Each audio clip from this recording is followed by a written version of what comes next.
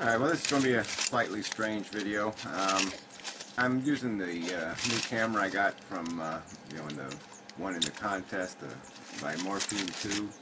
So I'll post a link, to his channel. And, say thank you. It's really great.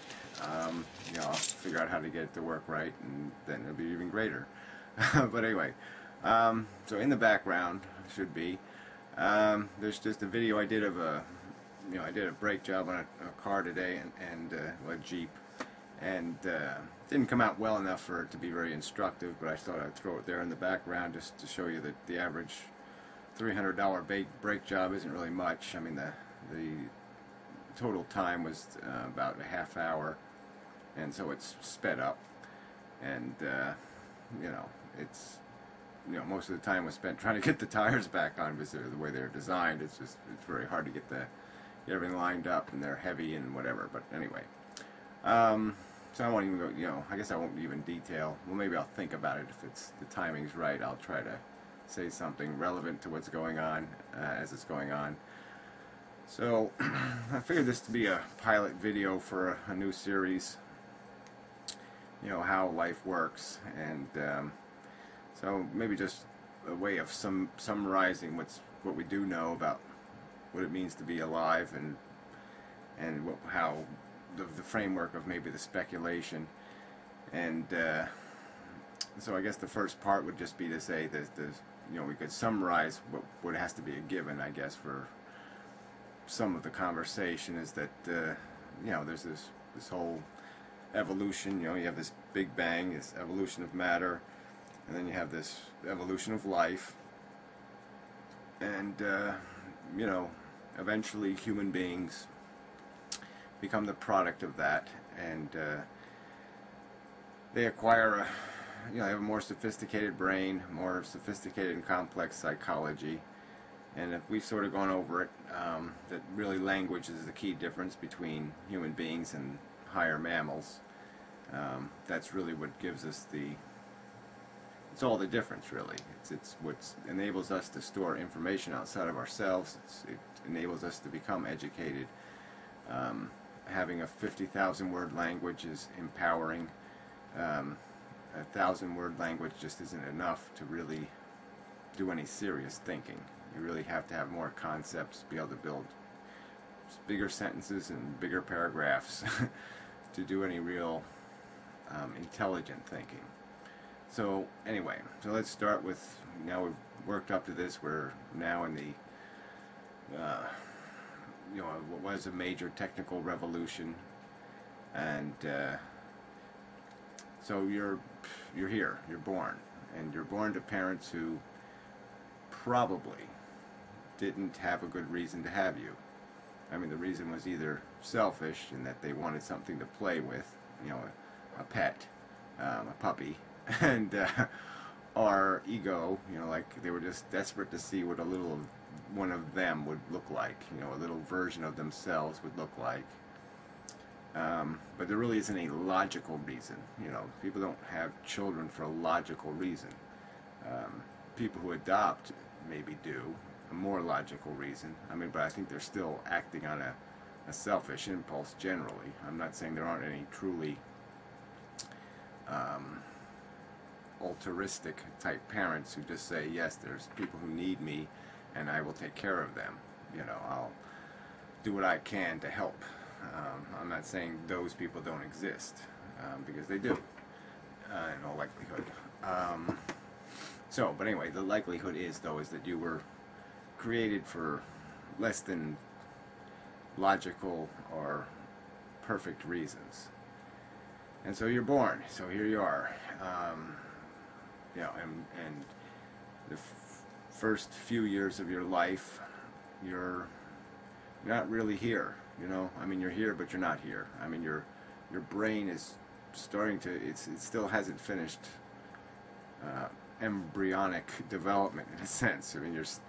It's still building its structure, so it's still building the foundation of the working machine. And so you're basically just something that needs to be fed. It needs everything taken care of for it, because it really can't do any, it's not very functional, okay? And so yeah, it learns how to walk, and it learns some language, slowly but surely. And at whatever age, 3 or 4, you know, it really starts to become engaged as a conscious being. Especially by 5 or 6, you're starting to really become an identity, a person. You're starting to realize that you are something here in a world. And so through those first 3 or 4 or 5 years, there's a lot of speculation that a lot of things are decided in terms of your conditioning. I suppose I would argue that it really hasn't. I mean, none of it still can be changed. There's still lots of room for variation, even at that stage. And I think particularly with sexuality, it doesn't have it hasn't been established. It's on a course perhaps, but it just doesn't have any rational connection to its purpose. It seems quite obvious that we aren't intended to start being sexually active until at least, you know, whatever, 9, 10, 11, those kind of numbers. And, you know, the average number is always, you know, every individual is going to be different, but, you know, I'd say average, it'd be in that range somewhere, where we start to identify people with our sexuality, rather than our sexuality just being something we personally experience. You know, and so I guess I would say that, you know, in those years before, say, 10 years old, let's just use that as the number, that I won't say it's perverted, but it's just not, you know, there's what is arousing or sexually interesting is not, it doesn't have a real life component. It's built out of just fantasy, because there isn't anything in the real world that's connected to it. And then it's not until you hit that puberty age, whatever, a little earlier maybe, that, yeah, things start getting established in terms of a sexual identity, a preference. You know, whether you're homosexual or heterosexual, that stuff starts to become stronger. But I don't think it's still isn't written permanently until you're probably, you know, 20 or something. And even through life, your preferences change. Your sexual identity does mature. What is attractive does age with you.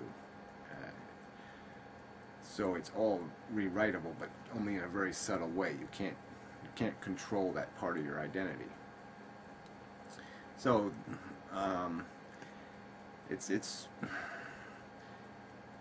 point I'm trying to make is that that's really a dominant factor, I think, when you're young. I mean, you do get caught up in the role playing and game playing, and that's sort of, I guess, almost like kittens and puppies and everything. Every maturating animal engages in that. So anyway, getting back to the brake job stuff. Let's see how much time I got. Yeah, so I mean, I did the one side, and the other side I did, you know, I'm replacing the rotor also. And you can see it's pretty easy, you know, once you take the caliper off, the thing that smashes the brakes onto the disc, is just a couple of bolts. You take that off, you just compress it to push the cylinder back in, take the old shoes off, put the new ones on, and just put the thing back together again, put the tire back on. So it's not brain surgery. And you know, people get $300 for that. It's you know, it's $100 worth of parts, so it's $200 labor for a half-hour job. And in a shop, it's obviously even quicker. So just letting you know you're getting ripped off. Yeah, so, you know, all of us start the same way. I mean, we're all struggling to find out what we're here for, what life is, how to engage in it, how to make it work for you. But we're driven. we're just full of these desires and pleasures that we're seeking, and the unpleasantness that we're trying to avoid. And it seems rather amazing that from the same place we all end up at such diverse perspectives.